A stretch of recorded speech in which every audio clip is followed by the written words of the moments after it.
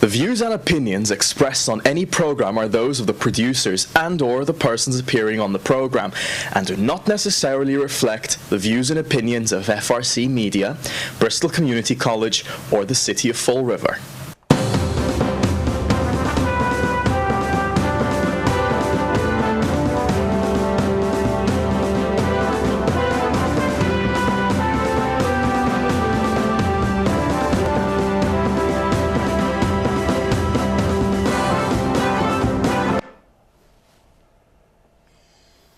Well, hello, and welcome to Spindle City Straight Talk. I'm Chip. And I'm CJ, hidden off in the back room. We have to separate because this way they'll have to look for more than just one area for targets. Okay, CJ is busy trying to get himself together over there in the bunker. So I will begin. Today is a historic day.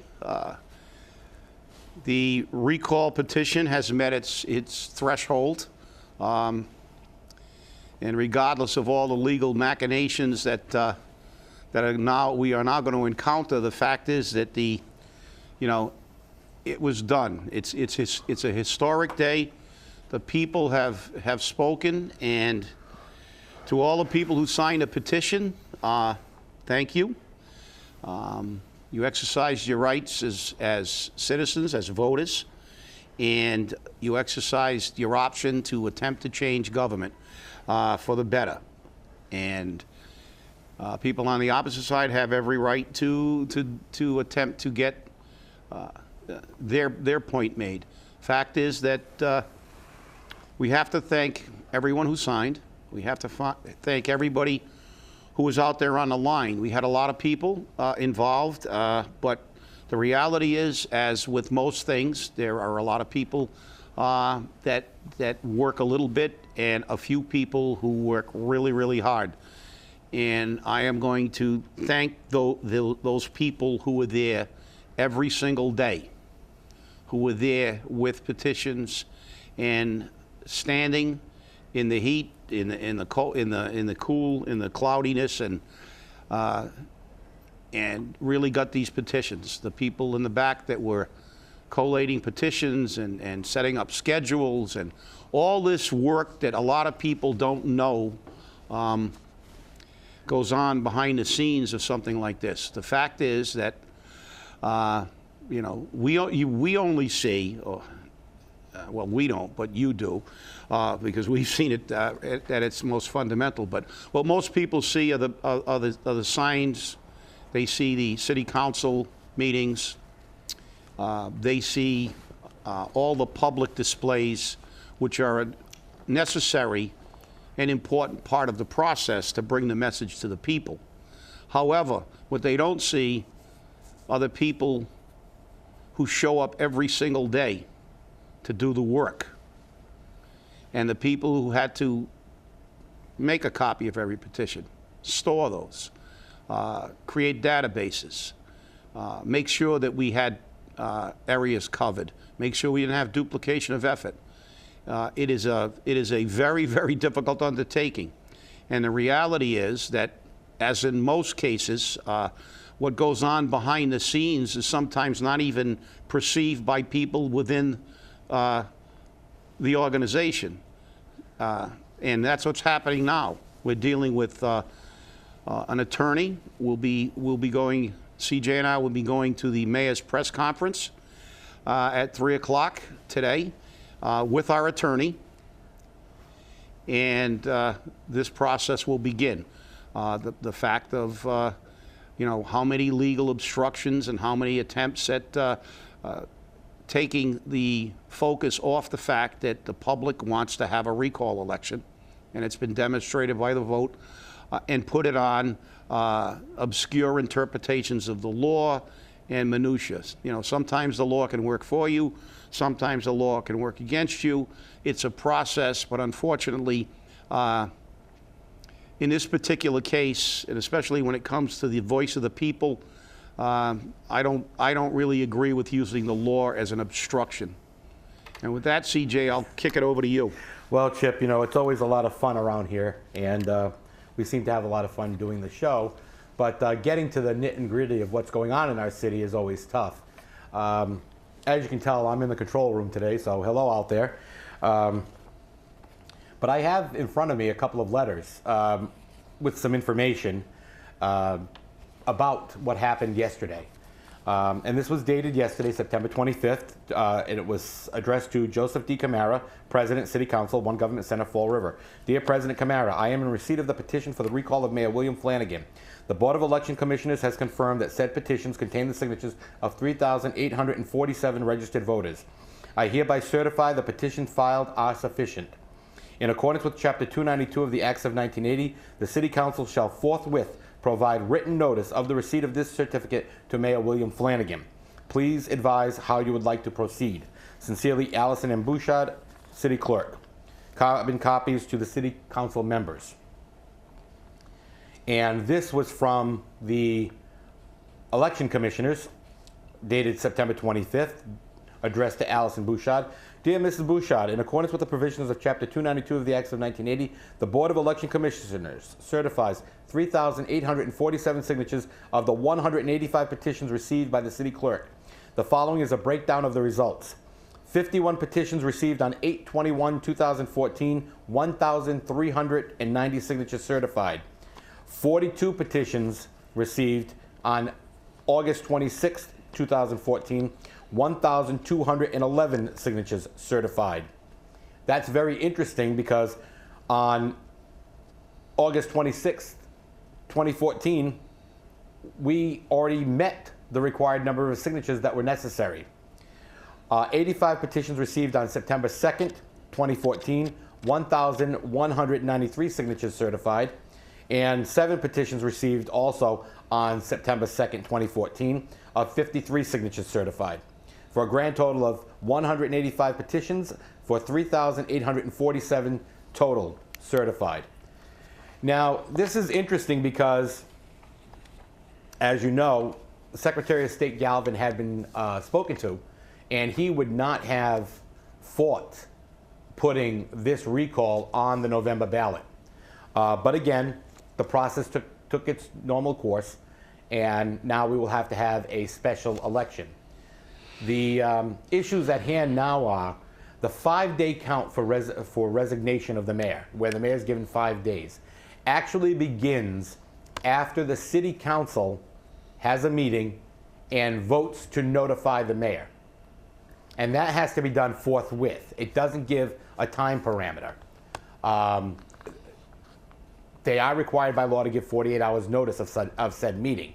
So technically, Council President Joe Camara could call a special meeting for Tuesday, and it would meet the 48-hour requirement, or even Monday, and it would meet the 48-hour requirement, and issue the notice to the mayor, at which point 5 days starts. But the interesting part of this legislation is the 60-day count for the special election chip begins on yesterday at 5 o'clock. So the 60-day count has already started. So the City Council has to issue the notice to the mayor, wait 5 days, have another special meeting, and then issue the date for the election. So it should be interesting to see how this plays out, and also what shenanigans are going to happen between now and the mayor's legal activities. I do know that the mayor has requested copies of all the petitions and all the voter registration cards and books. Kind of rather expensive to find out. But that's the process he wants to take, because he's insisting that the people who signed that petition were forced or forged. Now, my thing is this. We were not allowed access at any time to these petitions, but the mayor has them. He claimed that there was a leak in our organization which handed him copies of the petitions. Well, that's not possible, because those petitions are in a secure place, and when they were checked on, they were still in a secure place, and they were still sealed. They hadn't been opened. So I don't know where the mayor's getting it, and I'm not going to point any fingers, but it seems a little fishy to me. I don't know what you have to say about it, Chip. Well, maybe they were stored on a dashboard. And There's no dashboard. and there is really no dashboard. But the fact is, I can attest to that fact. And, you know, as you just read and pointed out for everybody out there, it's one of the problems. The judicial system cuts both ways. You know, this country has a great judicial system that allows us due process, allows us to be able to be heard and have our day in court and be judged by a jury of our peers. However, the jury is the people when it comes to government, as far as I'm concerned. And this is, and to use obstructions and legal obstructions against the people that basically are the government, I don't think is in the best interest of government itself. But as far as the petitions are concerned, I watched those petitions be turned in, and I watched them be collated, secured, and put into a database, and then be put in only one individual had any kind of access to those petitions. That individual would not leak anything. No one else had these petitions, unless, obviously, we can't be, you know, we can't be like the petition police. We don't, you know, we don't know. I mean, somebody could be ridiculous and say that these people were making copies before they gave us the copies, but based on the fact that both CJ and I almost every day were going from every location and checking on people and seeing how their signatures were coming, and we were picking them up as they were full. As soon as we had a petition full, and we were taking them directly off the clipboards and putting them and taking them in to be collated. And so again, the mayor is asserting things and alleging things that I believe that's about as plausible as the fact that his vehicle didn't have a dashboard, and that's one of the problems that we're going to face here. Now we are facing an obstruction and a delay, and I think it's very, very important. And when I'm on the radio at 12:05 today, I am going to reiterate that the fact that this election did not have to cost this city $60,000. Had this been done and fast-tracked and done quickly, we could have been on the November ballot, and it wouldn't have cost the city anything. The Secretary of State said that that was an option that we could have availed ourselves of, just as the option of having help with the primary election to allow our Board of Elections to be freed up to get those signatures certified in a more rapid manner than they were. So, you know, obviously, this process has gone at a snail's pace, but this is kind of like the tortoise and the hare. You know, we may be the tortoise, but we're going to ultimately win this race. It's just very interesting that it's come to this, and you know, there's a lot of celebratory things been happening since about 5 o'clock yesterday when the news came out. The press has been eating it up. They want to know what's going on. People are talking about, you know, we need to get together. We need to, you know, set up outside of City Hall. We need to have a rally to ask for his resignation. And, you know, I don't think it's a bad thing, and I would support them in doing that as long as they're civil. But again, you know, I think these people are now being taken over by their emotions because they've done something historical in Fall River. This is no longer we can't do it. Remember, these are the same people who have been called miscreants, you know, thugs, liars, cheaters, convicted felons, misanthropes. I wonder who that was. So it's very interesting to see how all of a sudden now people in Fall River are looking at this saying, wait a minute, this might actually be reliable. This might be credible. Because remember, these are all people who were called, you know, not credible whatsoever. There was no credibility given to this group in the beginning. So it makes it really interesting to see how all of a sudden the shoe is now on the other foot. You know, and I can only see what's going to happen. So I'm looking forward to 3 o'clock today because I really want to hear what's going to come out of his mouth this time.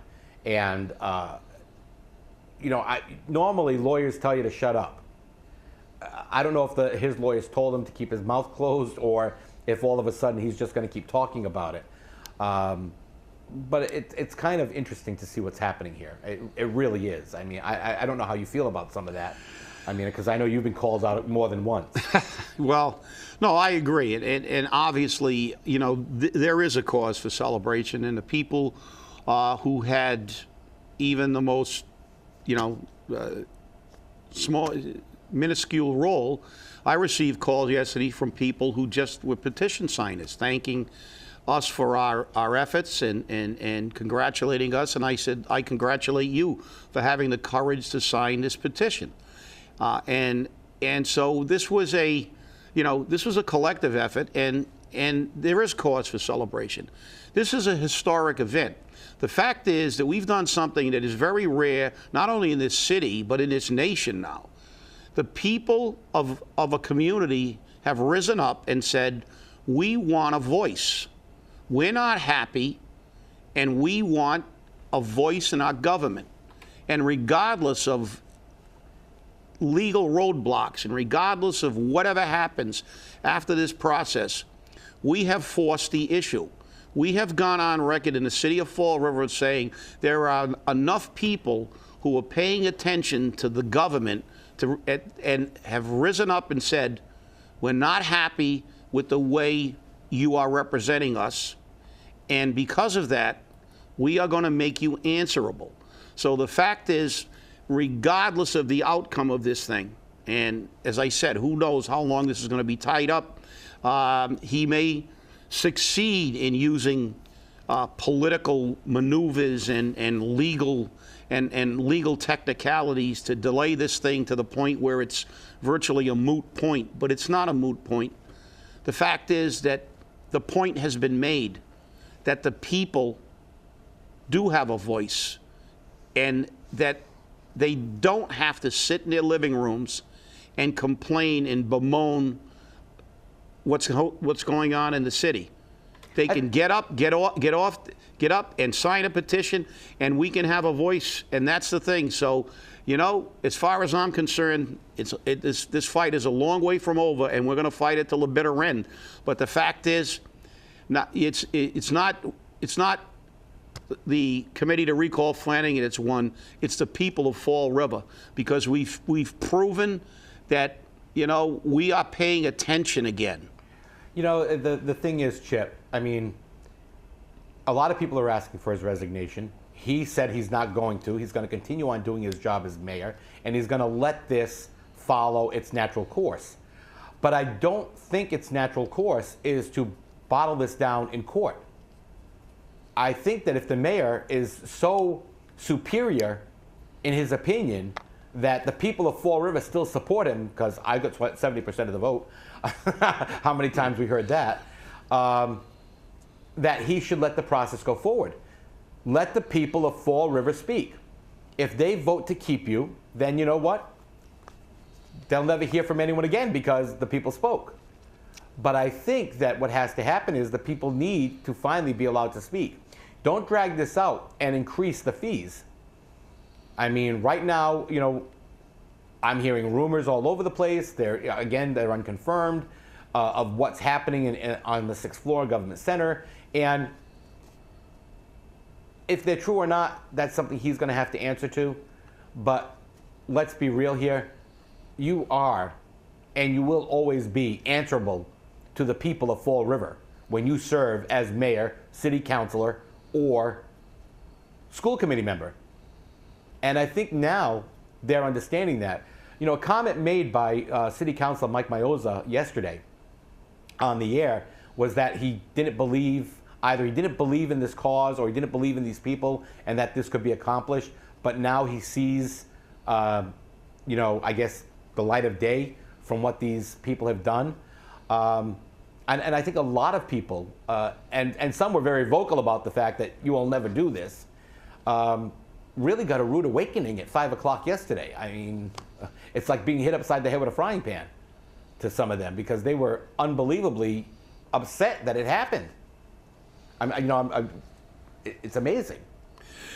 Yeah, you're right, CJ. I mean, obviously, you know, at first we were dismissed as misfits and all other aspersions that were cast, and the fact is that nobody ever believed we did it. But as I said, you know, we didn't do it. All we did was collect the outrage of the community. You know, we were there with the petitions to allow them to express the fact that, look, we're paying attention again. We're holding you accountable as it should be. And I think personally, and obviously, you know, they have a right to due process. It's a constitutional right, as a matter of fact.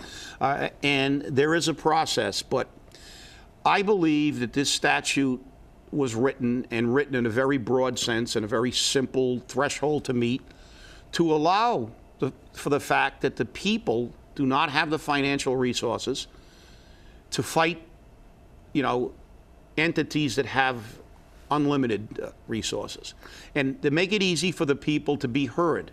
And that is what the statute's about. It's about the people being heard. We're not happy with the government. Now to say that for the first time in I believe our history as a city, that the Board of Elections certifications are being questioned on technicalities, on dates. I don't believe there's ever been a nomination paper, including the nomination papers of the mayor of this city, that once those signatures were certified by the Board of Elections, there were court issues about to this degree. And I think that takes away from, you know, the bottom line, which is this is about the people speaking. And I still don't, and I have said from the beginning, I don't understand why this mayor, who continues to say that he is doing a good job, that he is liked by the majority of people, doesn't just say, okay, you know, 3,847 people in this community have signed and said that they're calling my performance into question. So let's have a showdown. Let's let the people of Fall River speak. And if that would happen, then nobody could complain, because if he's defeated, the people have spoken. If he wins, the people who feel he's not doing a good job will realize that they're in a minority, and they're just going to have to go about their business. And that's the key. And, you know, rather than hurl accusations and attempt to disparage people, and I mean, even this questions the certification process of the board. Well, you know, the mayor has already requested all the copies of all the petitions, copies of all the voter registration cards, copies of the registration books. I mean, that's a huge job. And he's requested it under the Freedom of Information Act. And Liz has already worked on that, and she's computing the calculation, the cost to do that. So you have to ask yourself, why? Okay, now, if it comes back that even more of these signatures were authorized to be there, is he going to question their validity? Is he going to question the validity of the people? I mean, his lawyer's already saying, well, the 10 petitioners weren't required to attest to the signatures' validity. And I have to say, why are you even asking that question? Okay, why do you feel the necessity to ask that question, that you need the people to do it? Because in Swansea or Seekonk or somewhere, it requires in their recall legislation that they have the 10 signers have to attest to the validity of the signatures. Fall Rivers doesn't have that. So why are you even going to try to argue that? That sounds to me like you're going to do a lot of maliciousness and you know, facetious lawsuits. You know, it's ridiculous, and I'm really not sure where to take that with him. You know, and I think that's why lawyers are lawyers, because that's all they get paid for. It's billable hours. Well, yeah, you're right. I mean, obviously, there's going to be a tremendous attempt now to take all the focus away from the fact that this is a referendum on his performance as mayor. We're going to talk about all these little legal technicalities, as you said. In Fall River, there's never been the burden of attesting to these signatures on any kind of nomination paper, any kind of initiative petition. The fact is, that's what the Board of Elections does. They have this certification process. And, you know, there have been accusations that we leaked it. I don't believe so, but we have a special guest here today. It's the mole. The mole is here. And he has assured me, he will not identify himself. As you can see, he's in disguise. But the fact is, he has assured me that no one has touched our petitions because he has been keeping an eye on them. And so, therefore, I don't believe that allegation because I trust the mole. And with that, I'm going to hide him again because he is a stealth operative. So, but the fact is that, you know, all this stuff is to actually quote his lawyer is really anecdotal, which means it's really irrelevant. All these things are irrelevant to the fact that we received enough signatures to have a recall election, and that should be the only consideration. None of these things that, oh, they did this and we did that, and, you know, it's over. You know, we got the signatures. Let's have an election. What is the problem? And the problem is to use the legal system as an obstruction to the will of the people. To me, it just goes to show that this administration has a total disregard for the will of the people. You know, I agree, and you know, I think that, you know, he's putting more fuel on the fire for everything he's doing. I mean, we got about 2 minutes left here, so, you know, it just seems to me that, you know, the mayor should have a more, you know, accepting situation here, and he should sit down and say, okay, let's let the people speak. Let's let this go forward. In 60 days, we will have the election. And if he is so confident of his support, then what is he upset about? Is he upset because his image has been tarnished? Because he's the first mayor in the history of Fall River, the first politician in the history of Fall River that they've had a successful recall process begun and certified. This is, you know, historic to every extent of the word. So, you know, maybe this is his situation. No, you're right, CJ. And the fact is that, as we said, you know, the law there is a process, but when you use that process as an obstruction rather than the path to justice, you know, that is wrong. And I will quote one of our favorite people, Sir Edmund Burke, when he said, "People crushed by law have no hopes but from power. If laws are their enemies, they will be enemies to law." So basically what he was saying was if you use the law to obstruct justice and the will of the people, people are not going to be happy. So with that, congratulations, Fall River. Congratulations, Fall River. You couldn't have done a better job. Thanks for watching, and we hope to see you again here on Spindle City Straight Talk. Have a great day.